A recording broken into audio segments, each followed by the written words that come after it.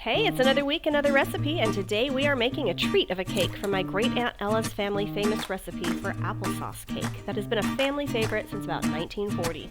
A perfect complement to a cup of tea on a cold day. Come and join me in the kitchen, and let's bake.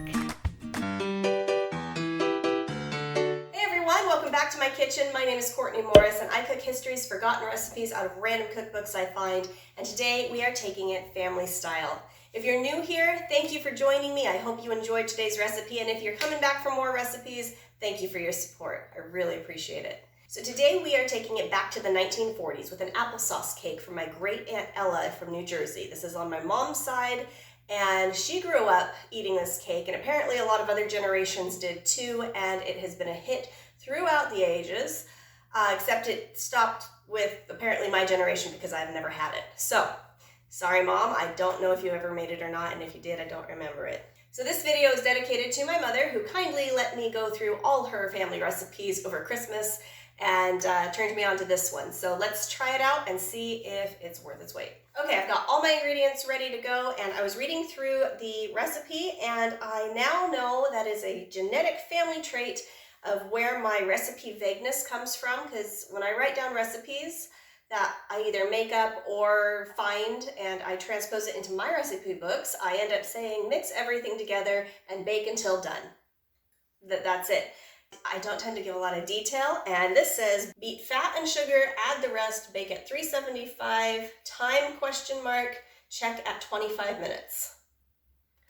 Vague, but I like it. All right, so we're gonna start with our shortening. I'm going to make a half batch because according to my mom it makes a 9 by 13 pan. I don't need that much, so I'm just going to make an 8 by 8. And we're going to start with a 1/4 cup of shortening. It calls for Spry, but Spry was a brand of shortening that I believe got discontinued around the late 60s. I think there was some recipes in the 70s that still called for it, but now it's Crisco or whatever store brand you have. Then a 1/2 cup of sugar.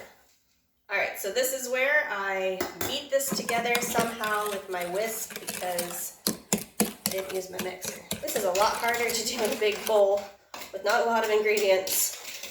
It's kind of coming together. Okay, for the sake of my sanity, I'm gonna put this in a smaller bowl and beat this together because I don't wanna get my mixer out, but this is impossible. All right, 3/4 cup of applesauce. I'm using the unsweetened kind. I'm gonna add my spices and my leavening first before I add the flour, just so it mixes in a little bit easier. So start with a 1/2 teaspoon of baking soda and a 1/2 teaspoon of cloves, a 1/2 teaspoon of cinnamon, and a 1/2 teaspoon of nutmeg. It smells like spiced cider, you guys. Like, now I really want fall to get here. Gosh darn it. Definitely a spice cake, and I am so here for this, because if you saw last week's video with those dang cookies that I made, go watch it after this. It was disgusting. It was absolutely the worst, terrible cookie recipe ever. This smells like a delight, and it's such a relief that I get to use something that tastes good.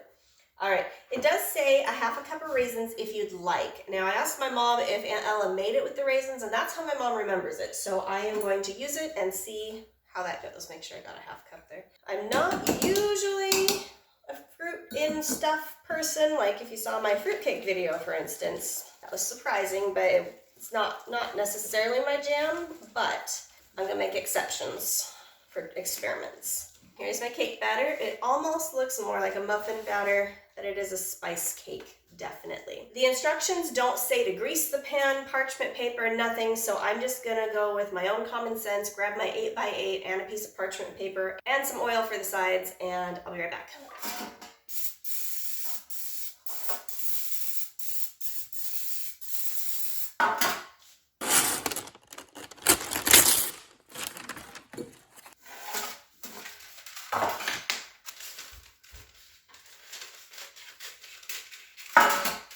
All right, let's go stick that in there and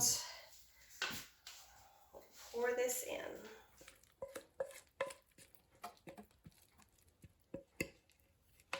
Okay. All right, this smells so good, and I haven't even cooked it yet. I am a little excited about this. And I think it would be really cool to have a old family recipe. If we say this is from 1940, 2040 is only in 18 years. I mean, that's gonna be a 100-year-old recipe. All right, here it is. Going in the oven at 375. We're gonna check it at 25 minutes like she says, and we'll see what happens.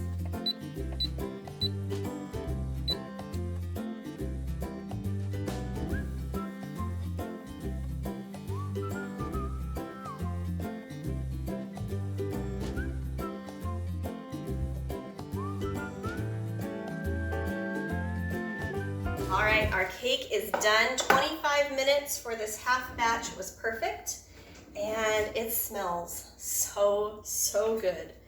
So it didn't rise much. It's not a very thick cake. It's cooled off enough, but it's still warm.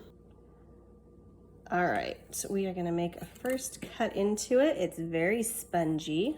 It smells like apple cider in cake form. And let's see what we got. Ooh, that looks good. All right, that is spicy. Like not like hot spicy, but like delicious spicy. I've got my cup of tea out, ready for this to go together. That's good. I actually don't even mind the raisins in this. That is so moist and fluffy, but dense at the same time. And on this top part, there's enough sugar in here for it to have caramelized this little crunchy crust on the top, which I'm really liking. Mom, no wonder you liked this. It's basically a spice coffee cake, if you will, but a dang good one at that. I'm really thrilled with this, and I love the fact that it's been passed down for 2 generations.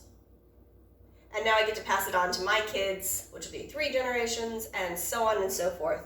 Honestly, I feel like after last week's video, I needed something delicious in my life because last week was such a letdown. I was really actually looking forward to them, that this has just perked me right up. I love it, and it's going in my cookbook. Thank you, Mom, for letting me go through all your recipes. This one is really, really good.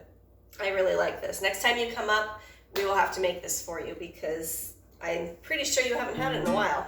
I'm gonna put this on a plate and make it look nice while I talk to you. If you have made it this far, thank you so much. I really appreciate the support. I appreciate your comments, and I love the fact that I can have fun doing this and be able to share my experiences with you guys as well. Please hit the subscribe button. I upload every Monday for you with a new historical recipe to try. Most of them are pretty darn good. Some of them suck, but you know what? That's the fun in experimentation. Hit the little bell notification to let you know when I upload. And if you liked this video, give it a like. Let me know what you think. Drop me a comment, drop me a recipe. If you want to see any of the other recipes I've done from this time period, go ahead and hit the playlist up here. If you want to see anything else I've done, period, hit the all-inclusive playlist down there. I'm going to go eat this by myself in my room, and I will see you next Monday. Bye!